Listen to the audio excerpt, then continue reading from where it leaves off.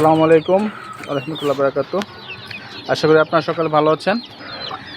এখানে আমার দুইটা কুমড়া গাছ লাগিয়েছিলাম 2 ড্রামে। তো মাশাআল্লাহ এই যে দেখেন, আলহামদুলিল্লাহ গাছগুলো বড় হইতেছে আর বৃষ্টির পানি পেয়ে গাছগুলো আরও সুন্দর তর করে বেড়ে উঠছে। এই যে দুইটি গাছ থেকে অনেক শাখা প্রশাখা ছাড়ছে। এই দেখেন কুমড়া হচ্ছে।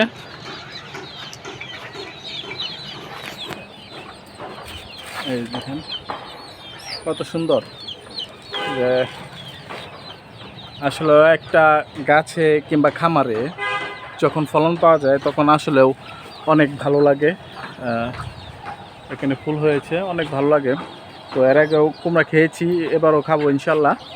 গাছ যতদিন বেঁচে থাকবে আর যতদিন ফল দিবে। কালকে রাতে প্রচণ্ড বৃষ্টি হয়েছিল, তার সাথে হালকা দমকা হাওয়া। তো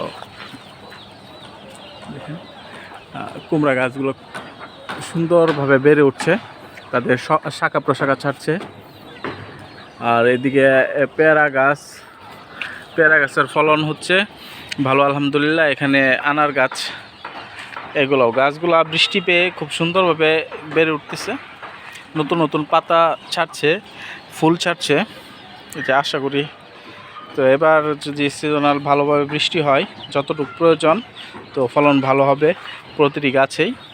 অন্যান্য গাছে ওই যে বাইরে যে গাছগুলো দেখতে পারতেছেন আমার খামারের বাইরে, সেই গাছগুলোতে ভালো মুকুল আসছে, ফল হয়েছে মাশাল্লাহ।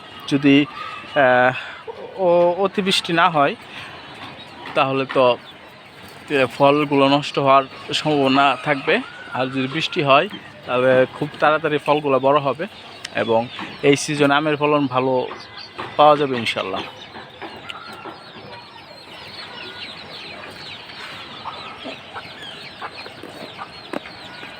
কুমড়ো গাছগুলা খুব সুন্দর হয়েছে।